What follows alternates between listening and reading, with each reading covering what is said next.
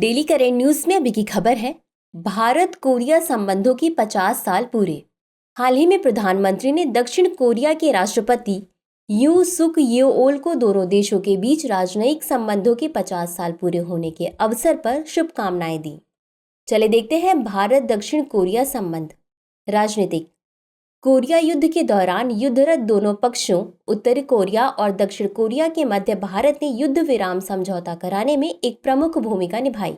भारत द्वारा प्रायोजित इस संकल्प को स्वीकार कर लिया गया और 27 जुलाई 1953 को युद्ध विराम की घोषणा हुई।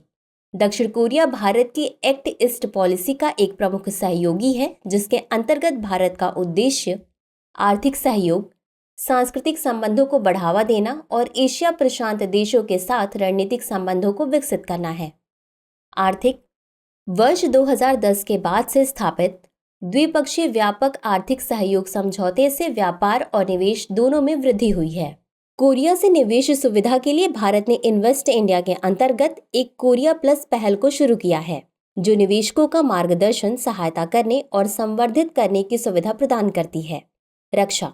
वर्ष 2005 में दोनों पक्षों ने वर्ष 2006 में दोनों तटरक्षकों के बीच सहयोग पर रक्षा और रसद तथा एक अन्य समझौता ज्ञापन में सहयोग के लिए एक समझौते पर हस्ताक्षर किए। अब तक भारतीय और दक्षिण कोरियाई तटरक्षकों ने अंतर संचलनीयता बढ़ाने के उद्देश्य से 5 अभ्यास किए हैं। सहयोग होबलेओग हिंद महासागर क्षेत्र में समुद्री सुरक्षा में सुधार के लिए 2 तटरक्षकों के बीच एक समझौता ज्ञापन का हिस्सा है।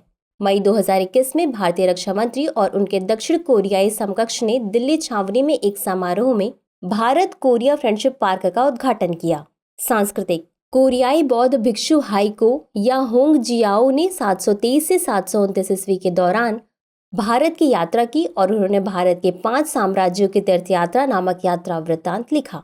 यह यात्रा वृत्तांत भारतीय संस्कृति, राजनीति और समाज का वर्णन करता है। नोबेल पुरस्कार विजेता रविंद्रनाथ टैगोर ने 1929 में कोरिया के गौरवशाली अतीत और इसके उज्जवल भविष्य के बारे में एक छोटी लेकिन विचारोत्तेजक कविता लैम्प ऑफ द ईस्ट की रचना की थी।